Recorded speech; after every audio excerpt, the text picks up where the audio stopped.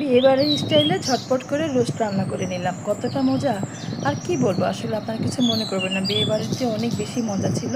লবণ দিয়ে, লেবু দিয়ে আর সয়া সস দিয়ে আমি এখানে 4টা রানের পিস নিয়ে নিয়েছি চিকেনের। সেটা আমি মাখিয়ে রেখেছিলাম আধা ঘন্টার মতো। তারপর আধা ঘন্টা পরে ঘি আর তেল একসাথে গরম করে ভেজে নিলাম, লালচে কালার হওয়ার পরে তুলে নিলাম।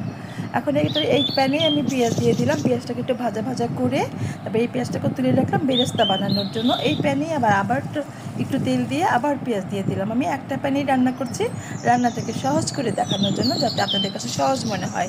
আর আমার এখানে হচ্ছে স্পেশাল রোস্টের মশলা ছিল।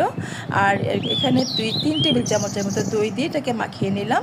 আর একটু ব্ল্যাক পেপার গুঁড়ো, একটু এলাচ দারচিনির গুঁড়ো, এটা আলাদা করে আমি দিয়ে দিয়েছিলাম। সেই মাখানো মশলাটা দই দিয়ে এখানে দিয়ে দিলাম। তারপরে রানের পিসগুলো দিয়ে দিলাম।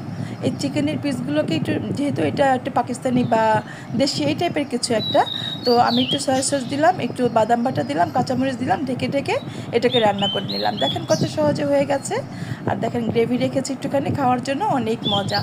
ভাত, পোলাও, খিচুড়ি সব কিছু দিয়ে খেতে পারবেন। ভিডিওটা কেমন ছিল অবশ্যই বলবেন।